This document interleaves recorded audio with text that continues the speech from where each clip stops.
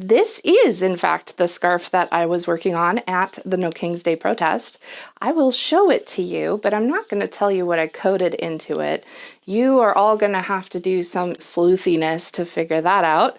But I did have fun putting a code into this scarf, and, you know, it felt kind of cathartic. So if anyone out there needs to release a little pent-up rage, I highly recommend doing a little subversive stitching. Hide coded messages in regular objects. Hide those coded messages in plain sight.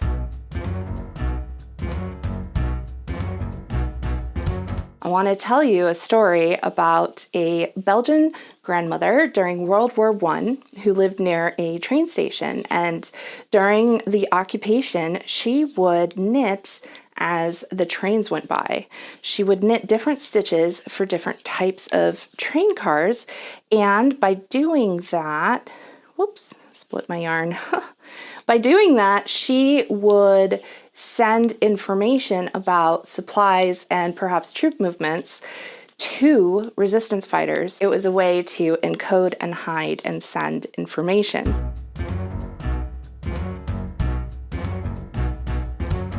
Knitting has also been used as a cover for spy activities. Phyllis Latour Doyle joined the British military during World War II. At the age of 23, she was recognized by the Special Operatives Executive because she spoke fluent French. She also was a petite person, and she was very good, with agility. There was a cat burglar who was let out of prison and was used to train some of these special operatives, these spies, in the way of cat burglary so that they could get into upper floor windows and climb up and down drains and get around on rooftops. She was dropped into Normandy, which was occupied France, in 1944. The spies who had been in that area prior had been unalived when their cover was blown. She posed as a young, poor French girl who rode her bicycle around and sold soap and carried her knitting. Phyllis was a wireless operator, so she would gather and send that gathered information back to the British forces. Phyllis sent 138 coded messages and was responsible for 100 successful bombings. It's likely that her work in Normandy was also part of what made D-Day successful. Phyllis had her codes hidden in a piece of silk, and once she sent a code, she would pinprick it to know that it had been used, and then she would use the next code, and so on. That piece of silk was very important to her, being able to safely and securely send her messages, and for the other side receiving the messages to know that they were legit, that they were coming from her. So she kept that piece of silk wrapped around her knitting needle, and then she would shove it into a shoelace. We've all had a shoelace, right? Where the plastic thing comes off the end and you kind of go like that and you're like, oh, look, it's a tube. I did that when I was a kid. I don't know if any of you did, but I've always liked textiles, I guess. Anyway, she put her coded messages in the shoelace and she used the shoelace to tie up her hair. Phyllis tells a story about being strip searched by a female soldier who was looking for any evidence of information, contraband, whatever. And so Phyllis did as she was told, and she said that the woman performing the search was looking at her suspiciously at her hair. So she pulled the tie out of her hair and shook her hair, and she says that seemed to satisfy her. Phyllis really took her oath of secrecy seriously. She never told anyone about her time and what she did in World War II. She didn't even tell her husband or her children until those records were unclassified. One of her sons was looking on the internet and happened to look her up and find her information about these secret spy forces. Phyllis was the last surviving female member of the Special Operations Executive, and she wrote a biography before she passed away because she thought it was important that her story would be remembered and would be told. I wonder if she didn't carry her knitting around perhaps she may have been more exposed and been in greater danger, but because she could carry her knitting, it was a good cover.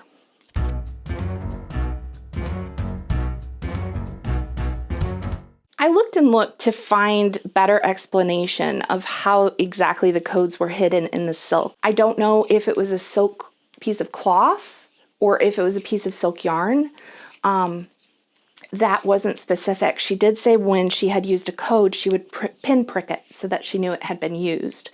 And I wanted to learn more about this. So I went on a hunt, and I hunted until I was able to find this book. This book is a guide to codes and signals, international flag code, secret ciphers, weather signals, Morse code, sign language, etc., with flags of all nations. This book was published in 1942. There's Morse code in here, which I use to translate the code I put in that scarf that I'm knitting. You'll have to figure out that code on your own. I'm not going to tell. And in the end, it talks about invisible inks and codes in handwork. It says spies have been known to work code messages into knitting, embroidery, hooked rugs, etc. Small knots are tied at certain intervals in the thread or yarn. When unraveled, the thread is placed alongside a decoder, and the spacing of the knots reveals the letters of the secret message. In Charles Dickens's A Tale of Two Cities, Madame Lafarge knitted industriously most of the time. She was working into her knitting the names of all those destined for the guillotine when the revolution began.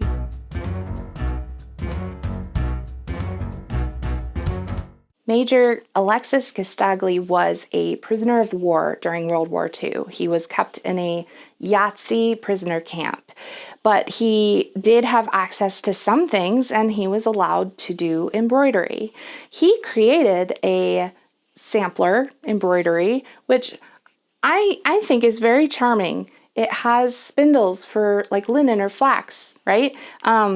Like spindles from a spinning wheel all around the outer edge of it. And then around the inside edge, he put a lion to represent the UK. He put a pinwheel to represent Germany. He put an eagle to represent Italy. He also put some other symbols in this piece of needlework, and it was not recognized by the guards who were holding him captive, and I think it's wonderfully subversive, and it was there existing under their noses for a while because they hung it on the wall. They thought it looked nice, and they hung it up on the wall. And there was Morse code around the inner edges that said Hitler and long live the king. He also created a Hitler bookmark that had his own name and the Morse code around the edge. Wonderfully subversive. His journal that he kept while he was prisoner was maintained, and he published it before he passed. There's a PDF you can download. I'll put a link for that. It also includes much of his needlework embroidery, and it's really beautiful.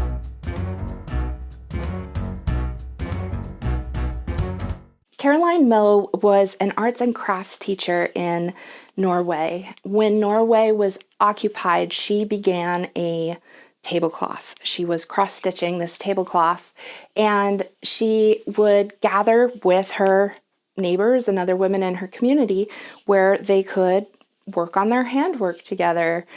Having an occupation is probably a very scary time of not necessarily knowing if you can trust your neighbors or not, who's going to turn you in. She was able to cross-stitch this tablecloth, perhaps under the noses of people who may not have kept her safe. Her tablecloth was made of white linen, and she embroidered with black thread. She put crosses, opposing crosses, all around the edge of it that was meant to represent the dead on both sides, because war is terrible. She also stitched a little subversive poem. This is translated from Norwegian, and it says, "Against dark forces, stitch by stitch is stabbed. In difficult times, the doubt was never extinguished, a comforting belief in the day it will be used as was meant for this cloth." She used her tablecloth once. It was used on the day that Hitler died, and that's it. It's now in a museum, and the coffee stains from that day are still there in that linen. I think it's a wonderful example of subversive stitchwork because she wasn't necessarily safe to show all of her neighbors or speak openly about what was going on or what she was doing because she was in a country that was being occupied. It became a code for her and those she trusted to speak about the war in open ways because they would say, "How's the tablecloth going?" And they could communicate about things without saying the things directly. Hidden in plain sight.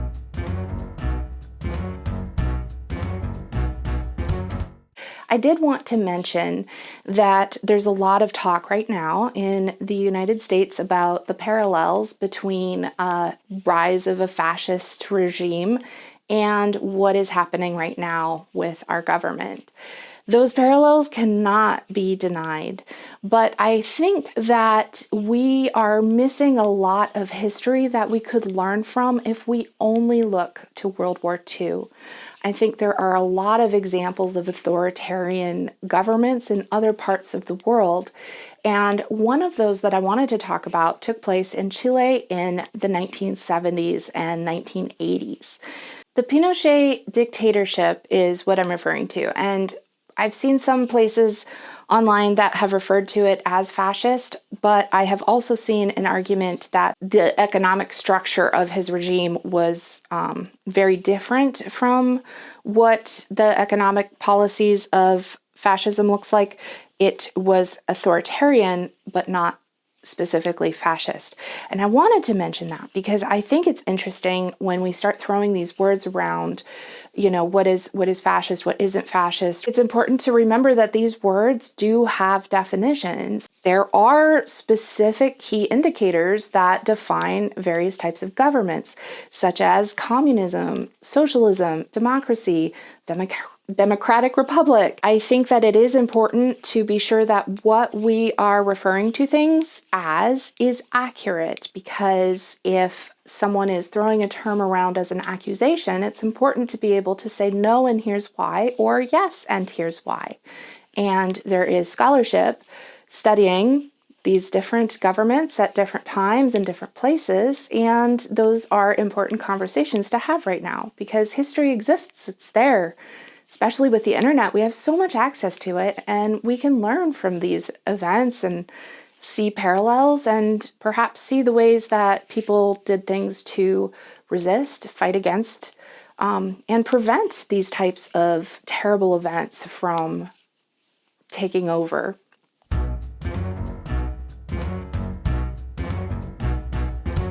The arpilleristas in Chile, many of them were mothers or grandmothers whose family members had been disappeared by this regime. They documented the human rights violations through their arpilleras, which were, it is still an art form. It hasn't stopped, but specifically during this time, they were documenting the human rights violations that were taking place. These women were not only using this form of fiber art to contain their grief and to hold memories of their loved ones, but they were also using these as ways to depict what was happening. They often would gather in church basements. They would block out the windows so there was no light shining so people didn't know that they were there. The arpilleristas did not sign their work, and that was a measure of safety so it couldn't be traced back to them for speaking out. And the priests were supporting this activity, and they would take the arpilleras and smuggle them out of the country.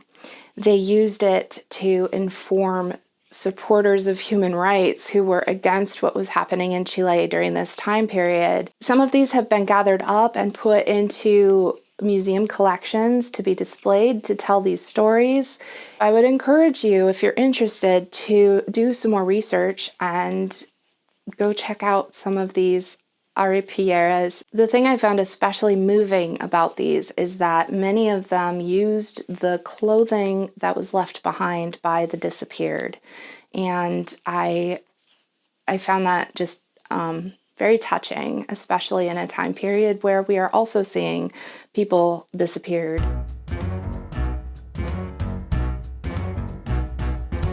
I think we should do a little sock cranking, and I think we should put a message into the sock that we crank. Maybe we can imagine that we're sending it somewhere and it says something important. I'm not sure yet what it's going to say, but let's do it. I started a little bit. I am going to do this as a very, very simple pattern with a very, very simple key. A is 1, B is 2, C is 3. This is like the first baby code that I ever played around with. I had a Spycraft for Kids book when I was little, and I loved doing spy things. I put a knot in my yarn right here to kind of signify that this is the start of the code.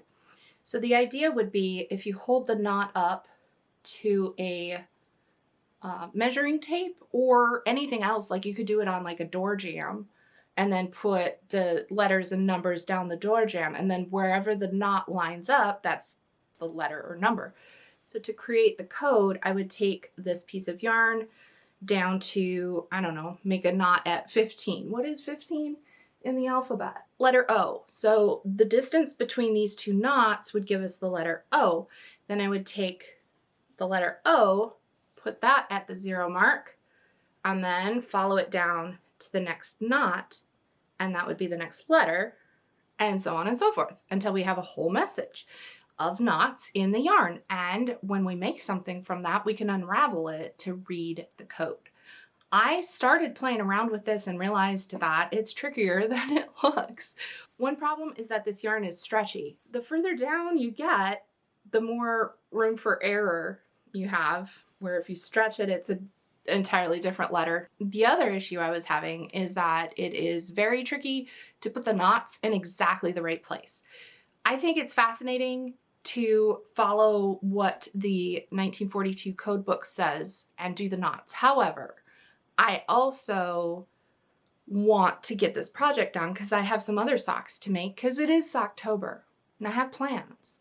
So I think I'm going to make a mark on the yarn with a permanent marker. I have a Sharpie around here somewhere. I'll go grab it.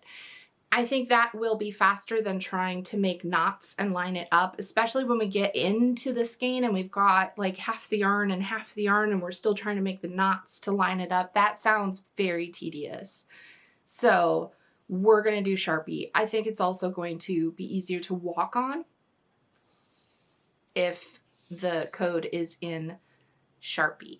So that's what we'll do. I've decided that rather than leaving the yarn relaxed to see where the mark lines up, I am going to stretch it as far as I can. That way, if it's unraveled after being in a sock for a while and it becomes forbidden ramen, we won't have the problem where, you know, it may or may not line up. If it's stretched all the way, it negates any kind of stitch crimping wiggles that it might have.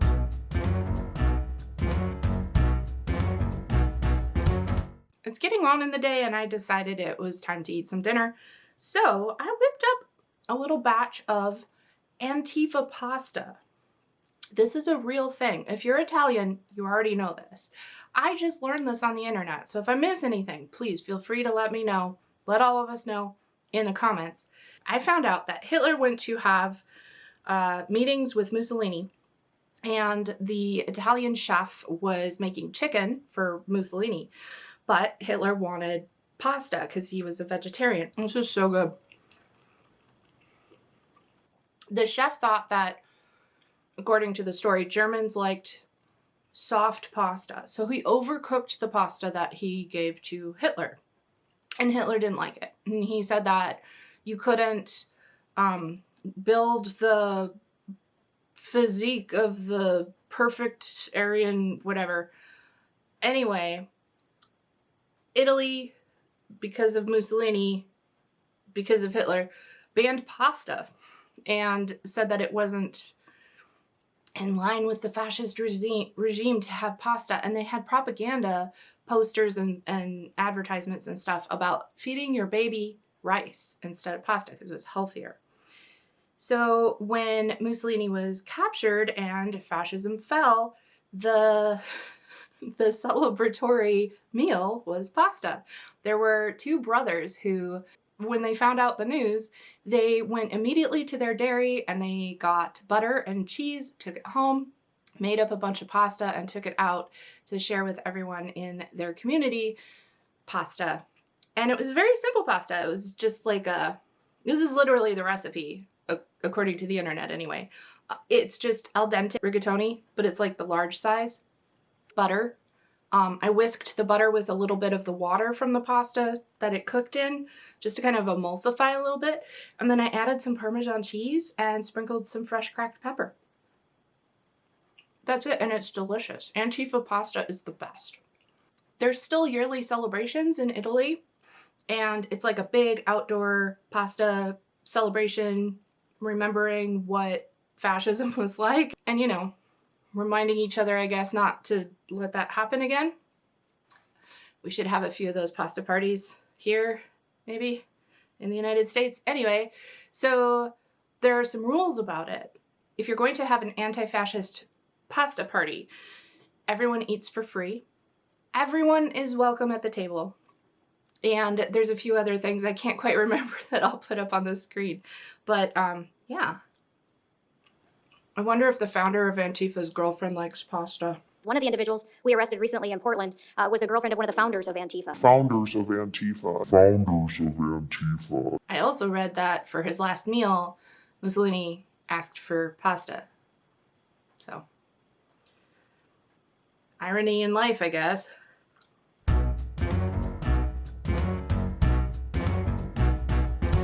Let's see how this is working so far. Here's the knot, meaning that we are at the beginning. And then if I stretch it, it goes to 20, which is correct. After that, we stretch to 5, which we have 19. It's correct.